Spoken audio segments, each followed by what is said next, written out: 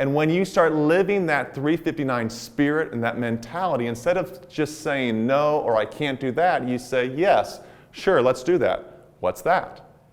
So when one of my buddies said to me, hey, let's do a half Ironman, I said, sure, let's do that. What's that? Oh, well, that's a 1.2 mile swim, a 56-mile bike ride, followed by a half marathon. Dang it, I signed up for that? So we go to work. We start training one day at a time. we're standing in Augusta, Georgia on a beautiful fall day. We're on the Georgia side. This is the Savannah River. Across the river is South Carolina. Now, I am proud to say I have graduated from khaki shorts, but I don't really know what Ironman is. Ironman's a big deal. I had no idea. So we are scheduled to go off at like 9:30 that morning. The race starts at 7, so we go down to watch the start of the race. We go down there, the three of us are standing there, and I start to get an idea of what I've signed up for. And I realize that I am in way over my head. There's thousands of people. There's all these people in the water. There's police vehicles. There's kayaks. There's scuba divers. And I'm realizing I have gone a bridge too far. And they start announcing the professional triathletes. Now, I know stress. I've been through cancer. We have twin boys who were born prematurely.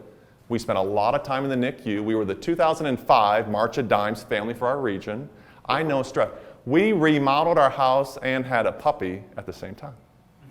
Stress, I'm familiar with. But I had never experienced a physical panic attack until this moment. The music's blaring. They're announcing from South Africa, from Brazil, from the United States of America. The horn goes off. These professional athletes start gliding through this river so gracefully, and I am having a full-on panic attack, trying to figure out how can I get out of this. And as I'm watching this, and I do what we do, right? I pull out my phone, I'm videoing it. All of a sudden, as these guys are going down this river, to the right of the screen come these guys. Now they're walking a little different. Let's bring them back.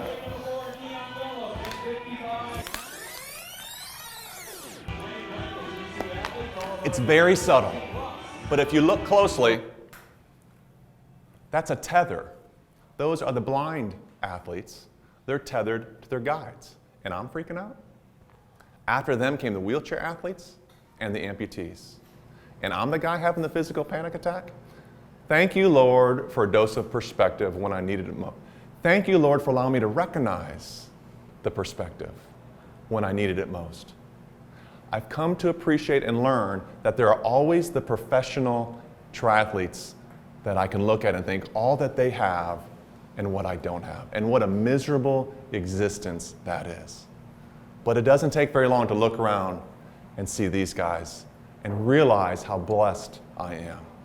We were reminded of that every time we walked into Vanderbilt. There was a little sign, 4 simple words. We'd walk into the front door, we'd go to the left, there was a hallway to the right, a little sign, instant perspective. Vanderbilt Children's Cancer Center. I knew as a stage 2 cancer patient fighting for my life, I didn't have problems. Down that hallway were the problems. After seeing these guys, our attitude changed completely. It's amazing how different people can experience the exact same thing and have completely different perspectives. After seeing those guys, we had a blast the entire time. We smiled the entire day. We saw more people throwing up, crying, curled up in a ball. We never stopped smiling the entire day. I never had more fun being miserable for 7 hours. So in the bottom left, we finished. That's Sean and Adam. We've got our medals on. We can't believe we did this crazy, impossible thing. We never dreamed we could do it. And the wives are there taking pictures, and someone says to my wife, Claire, how does it feel to be married to an Ironman? To which Claire smiled and she said, half Ironman. I was like, really? Come on, what are you going to do with that? So you sign up for a full Ironman. Louisville, Kentucky, last fall. It is 45 degrees, pouring rain. I mean buckets. The picture on the left is me coming out of the bike transition. Now, somehow I survived the water, and somehow I did 112 miles, 7 hours and 16 minutes of pedaling. I'm coming out of the transition onto the marathon. I was freezing cold. I grabbed a trash bag. I punched holes in it just to have a little more heat. And there's this crazy person in this pink jacket going nuts, so I'm going nuts. That's my wife, Claire. What a great support system to have in place, to have somebody who's that enthusiastic about what you're trying to do. The only thing better than that is being that person for somebody else. In the middle is my training partner, Sean. We tease that we've seen more sunrises together than we really should, because every morning we would get up early and go for a bike ride. On the far right, you may not be able to see it very well, but that's a text thread that I'll always keep.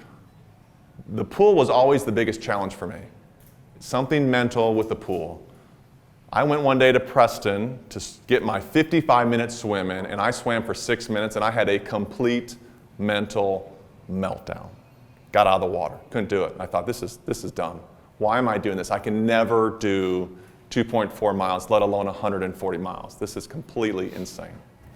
So I text my buddy Sean and basically said, look, I had a complete mental meltdown in the pool today. And his response was dead on. Essentially, hey man, don't worry about it. We all have those. Let's get up and we'll try it again tomorrow. Spot on, perfect. I went back to the pool that night. I got in the water and I'm just trying to prepare myself for my 55 minutes. It's just 55 minutes, we can do this. And in comes a guy named Matt. In rolls a guy named Matt. Matt was born with spina bifida. He has no use of his legs. Matt rolls in the far door, comes all the way down the side of the pool, comes right to the lane next to me, very awkwardly gets out of his chair, very awkwardly gets in the water, looks at me, smiles, and starts swimming. His perfect timing. Thank you, Lord, for allowing me to recognize that perspective when I needed it most.